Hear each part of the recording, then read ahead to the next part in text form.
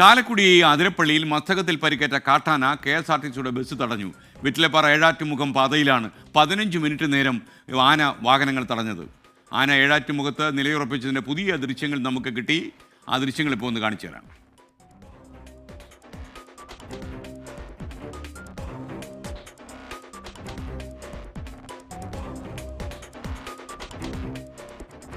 ആനയെ പിടികൂടി പാർപ്പിക്കുന്നതിനായി കൂട് ബലപ്പെടുത്തുന്നതിനുള്ള നടപടികൾ ഇന്ന് ആരംഭിക്കുമെന്നാണ് നമുക്ക് അറിയാൻ കഴിയുന്നത്. സൂരജ് സജി വിവരങ്ങളുമായി ചേരുന്നു. സൂരജ് സജി ഒരു ആന സ്പെഷ്യലിസ്റ്റ് ആയിട്ടാണ് ഇപ്പം പ്രേക്ഷകർ വിലയിരുത്തുന്നത്. ഓക്കെ, പറയൂ. Good morning. Good morning.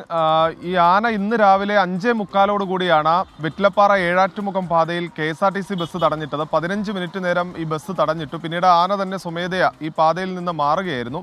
ഇപ്പോഴും ആന നിലയുറപ്പിച്ചിട്ടുള്ളത് ഏഴാറ്റുമുഖം പ്രകൃതി ഗ്രാമത്തിന് സമീപമാണ്. അവിടെ ചെറിയൊരു തോടുണ്ട്. ഈ തോട്ടിലിറങ്ങി ആന പിന്നീട് വീണ്ടും ഈ എണ്ണപ്പനത്തോട്ടത്തിലേക്ക് കയറുകയായിരുന്നു. ഈ പ്രദേശവാസികളടക്കം പറയുന്നത് ഈ ആനയുടെ അടുത്തെത്തുന്ന സമയത്ത് തന്നെ വലിയ രീതിയിലുള്ള ഈ ദുർഗന്ധം വമിക്കുന്നുണ്ട് എന്നുള്ളതാണ് പറയുന്നത്. ആനയുടെ ആരോഗ്യസ്ഥിതിയിൽ വലിയ ആശങ്കയുണ്ട് എന്നുള്ളത് തന്നെയാണ് ഈ നാട്ടുകാരുടെ വാക്കുകളിൽ നിന്ന് വ്യക്തമാകുന്നത്. മറുതലക്കലിൽ ഈ ആനയ്ക്ക് ചികിത്സ നൽകുന്നതിനുള്ള നടപടികൾ അത് വനംവകുപ്പ് വേഗത്തിലാക്കുകയാണ്. നിലവിൽ ഈ അരിക്കൊമ്പനെ പാർപ്പിക്കുന്നതിന് വേണ്ടി അഭയാരണ്യത്തിൽ നിർമ്മിച്ച ഒരു കൂടുണ്ട്. ആ കൂട് കൂടുതൽ ബലപ്പെടുത്താനുള്ള നടപടികളിലേക്കാണ് വനംവകുപ്പ് കടന്നിരിക്കുന്നത്. മൂന്നാറിൽ നിന്ന് ഇന്ന് തന്നെ ഈ കൂട് ബലപ്പെടുത്തുന്നതിനുള്ള തടികളെല്ലാം തന്നെ വനംവകുപ്പ് എത്തിക്കും. 2 ദിവസത്തിനുള്ളിൽ ഈ കൂട് ബലപ്പെടുത്തിയതിനു ശേഷം ആനയെ മയക്കുവെടി വെച്ച് പിടികൂടി ചികിത്സിക്കാനാണ് തീരുമാനം. ചൊവ്വാഴ്ചയോടുകൂടി മയക്കുവെടി വെച്ചേക്കും എന്നുള്ളതാണ് നമുക്കിപ്പോൾ ലഭിക്കുന്ന വിവരം.